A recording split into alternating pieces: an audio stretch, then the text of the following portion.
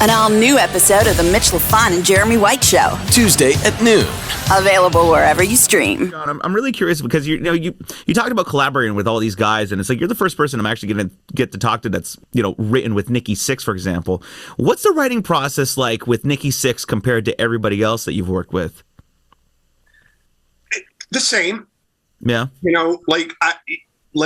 Even with Nikki, it wasn't just Nikki. Mm-hmm.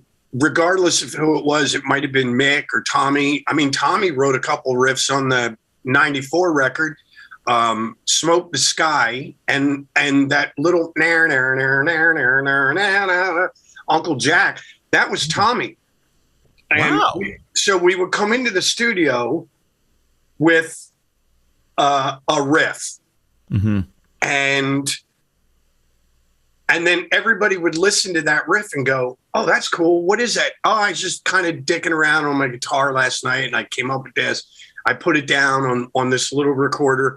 And then all four of us would develop the thing. I call them maps. We would kind of map out the song, the arrangement. Yeah. And while we're doing that part, I'm scatting a melody. Mm-hmm. And then once we had that, we would record everything, and then Nikki and I would go away and we would sit down and we would play with that melody and the lyrics. Mm-hmm. And we would write the lyrics and then go in and record it and take it from there. That's a bit of a revelation to me that Tommy Lee would come in with a guitar riff. No, Tommy actually, Tommy is truly one of the most musical people I've ever met. I mean, the guy plays piano. Mm-hmm. He plays guitar. He's not, Eddie Van Halen, but Tommy knows what he wants to hear, and he's good enough to put his ideas down. So when he did if you notice, both songs, Uncle Jack and Smoke the Sky, are what we call a detuning. Right. Yeah. So it's the E string. So Tommy would lower the E string so he could just bar the thing with one finger, right? Put the chords. And he would go, you know what I mean? Mm. And then we would, we would go from there. But it was really a group effort, and it's the same thing. Like Casabella, I brought Casabella in. Mm-hmm. I literally sit here all the time, usually on acoustic guitar, and I had the idea and I threw it on my phone. And I took it to Marty, but like I said, it had a little bit of a different chorus. Right. And I was singing something like, when I say singing, it's called scatting. I just like, and get the melody line down. Get the melody line, kind of formulate something. Right. So when Marty heard it, he goes, how are you hearing this? Like he was a little, wait, what? Like thrown off. A little bit, like, where are you going with this?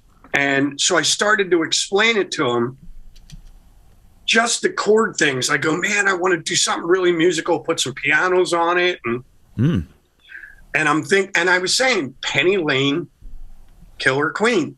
Mm-hmm. Okay. So then what he did was my melody, he liked it, but he goes, make it a little wordier, like, and I was like, what, so then he started singing like, he was scatting to me like, it was an AC/DC song, You Shook Me All Night Long. Right. She was a fast machine. She kept the motor clean. It was like this fucking thing of lyrics. Boom, boom, boom, boom, boom. And then he goes, and then pull the chorus back, where usually you do the opposite. Yeah. Pull the chorus back, keep it real simple.